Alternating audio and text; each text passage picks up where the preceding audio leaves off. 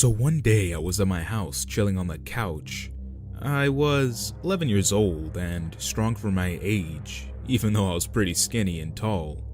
Anyway, my family had gone to work and school, and I was sick as I was watching TV. That's when I heard the phone ring. Now, I'm not supposed to answer the phone, but I was bored out of my mind, so I answered thinking it was just my dad checking in. I heard nothing but the whoosh of air coming back and forth. I said hello, but no one answered. I was kind of freaking out, but since it was about lunchtime at my school, I thought it was just my friend playing a joke on me, swinging his phone back and forth. I said, "Caden, is that you?" It stopped for about 5 seconds, and I could hear rustling. But then it came back. This was the point I realized that this was breathing. I responded with, "I know this is a prank, so who's doing this?" And a cold, raspy voice came out. "Look out your window." I looked to my side next to the TV, and I saw an old, scarred man staring at me. I immediately called my mom and dad since they weren't far away, and my dad was a retired cop, so he had a gun, but he had left it here. I saw the man carrying a knife. He swung it around his throat and started to point it at me. Since my dad was a cop, he taught me how to hold a gun, but not how hard it was to pull one of those older fashioned ones. So I grabbed his gun and aimed it towards the man. I tried pulling it, but it wouldn't budge. It was stuck. The man started breaking down the window and saying, "Stupid bitch, you think you can kill someone?" Almost a second after he had said that, I shot him, hitting him in the chest, and he screamed and ran off. About a year later, I got a call saying that a guy had been caught after investigating cold cases. They said they found something and said they wanted me and my family there ASAP. We went down, and the man had a journal starting from 1999, March 30th, the day I was born. It was about my life, and he had pictures of me with my family. The worst one of all, he had a picture of me sleeping, and it wasn't in my house.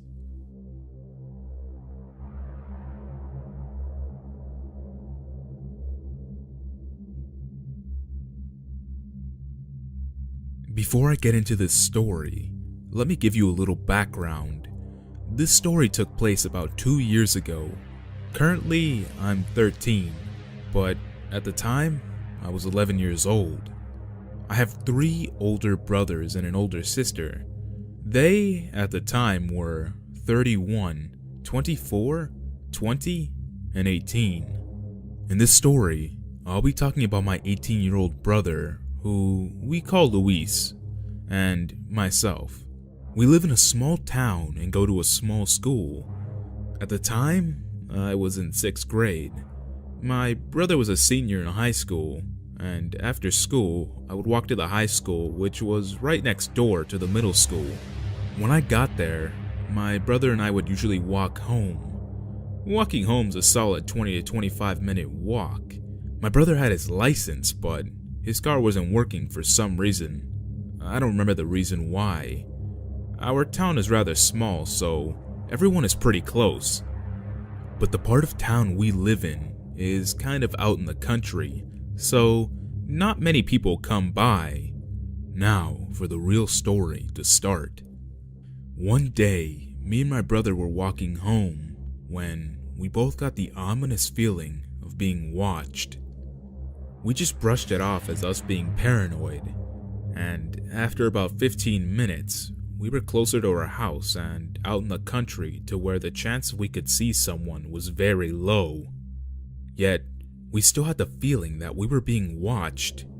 Just then, a black van drives by us. We didn't think anything of it and just kept walking, but the van drove by again. Now, we were getting a little suspicious. We continued walking, but then heard a door shut. The van had stopped down the street from us, and we were beginning to get a little scared. and tried to walk faster. I still have no idea how the driver got back in the car so fast, but he did. The car then came speeding up beside us. It stopped and about 5 men jumped out. My brother and I dropped our backpacks and immediately took off, but we weren't fast enough. They caught up and grabbed us. We were screaming at the top of our lungs. Me, being an 11-year-old boy, was screaming like a girl. The 5 men then took us into their van. They were all wearing those creepy sheep masks. I thought my brother and I were goners. We were squirming, and the driver yelled at us, saying, "Stop fucking yelling, or I'll shoot both of you." And then one of the guys started touching Luis and me. I was sobbing now, but Luis was fighting back, yelling, saying things like, "Fuck you, leave my brother alone, and hurt me, not him." I had never heard him stand up for me like this. Just then, we heard a front door shut. There was a house across the street, and it belonged to a former police officer we had known our entire lives. He had a gun. He took 2 shots, taking out their 2 front tires, and then shot again, hitting the driver clean in the shoulder. The 5 guys then opened the door and threw me and my brother out onto the sidewalk. The man called our mom, and then the police. They immediately showed up and asked us some questions, but we never saw their faces, so we didn't really have much to work with. Since then, my mom hasn't let us walk home, and I still have nightmares.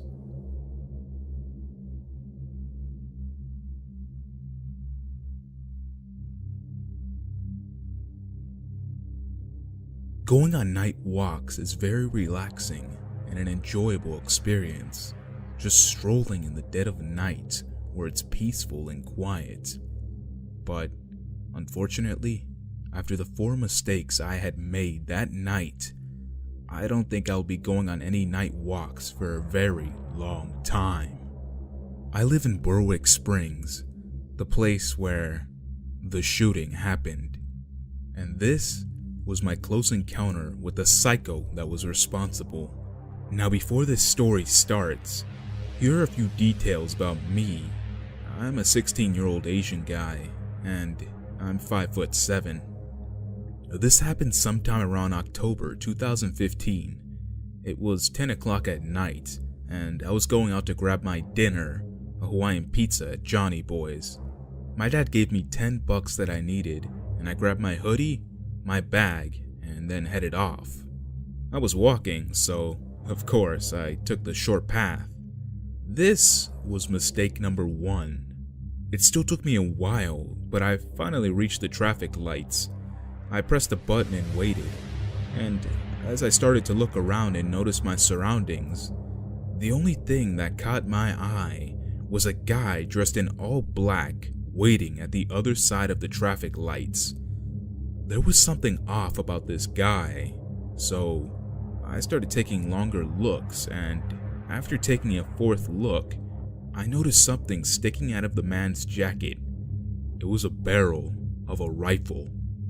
And then I noticed that his crossing lights had went green, and he started walking across. He only made it about halfway before his crossing light started flashing red. Shortly after, my crossing light turned green, so I walked, trying not to look like I saw the gun. But of course, he must have noticed. So he started to walk after me. At this point, I was freaking the hell out. I have this guy with a gun walking after me, and I have no idea what to do. I seriously thought that night I was gonna die. And just as I was literally about to sprint away, I got a text message. The loud ringing gave me an idea. I picked up my phone and put it to my ear, pretending I just got a phone call, and I started talking, saying stuff like, "Oh, hey, yeah, I'm just heading to Johnny Boy's. Where are you? Oh, you already left 5 minutes ago. Where are you now? The traffic lights? Yeah, I just passed that a minute ago." He didn't stop following me, but became increasingly slower. At one point, I couldn't think of anything to say, and the man immediately noticed this and began to walk much faster, and I started to freak the hell out. At this moment, I was passing a Red Rooster in KFC, and there was a huge group of teenagers and adults up ahead, at least 6 or 8. So I did what I could and ran up and joined the group. I turned around immediately and saw the man walking the other way. I was so happy that I didn't notice the other people staring at me, so I explained what had happened while pointing out the guy walking away, and they let me stick with them. I wish it ended there, but unfortunately, it didn't. The group were filled with really nice people, but it didn't take long until there were only 4 people, 2 white guys, another Asian, and me. They offered me a ride home, but I declined.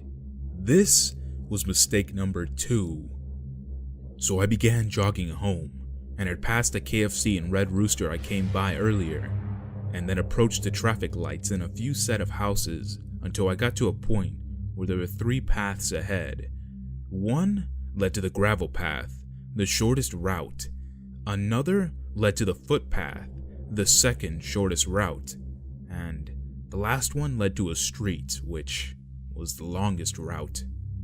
At this point, it was around 11 o'clock, so it was pitch black in the gravel path.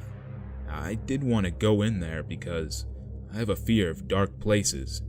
So I stood there, staring at the gravel path, just thinking, and then my heart stopped. I remembered what had happened. My gut feeling told me not to go there, not because of my fear. It was telling me it was something much worse. I knew someone was in there. I took a step back, and confirming my fear, I heard rushing footsteps coming out of the pitch black path. I absolutely bolted it down the dark footpath. This was mistake number 3. But to be fair, in this situation, you wouldn't have enough time to think logically. I was sprinting down the path and could hear the running steps behind me, and it didn't take long when a hand grabbed a hold of me. Without even thinking, I slashed the guy with the knife that I had in my pocket. I heard him scream in pain, felt his hand come off of me, and I ran for my life. Not even 5 seconds later, I heard an ear-piercing bang. It was a gunshot. He was shooting at me. He stopped after shooting once. I assumed immediately that he ran out of ammo, and now was reloading, so I kept running.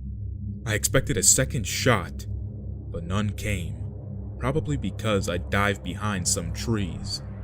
But I soon continued running on the footpath. This was my 4th and most horrible mistake. It was a few minutes later that I got really tired. I looked back, and the man wasn't there. I was only about 15 minutes away from home, and all was quiet. Until I heard another gunshot, and this time, it was much closer. So I started running until I finally reached home, walked to my room, and sat on my bed. I was just chased, grabbed, and nearly killed by a psychopath. I sat in my room and kept thinking of the events that had happened to me only mere minutes ago. It took me a while, but I finally came out of my room and went to the kitchen to get some water. After doing so, I sat down and watched TV. I switched to channel 9 and noticed the news was on.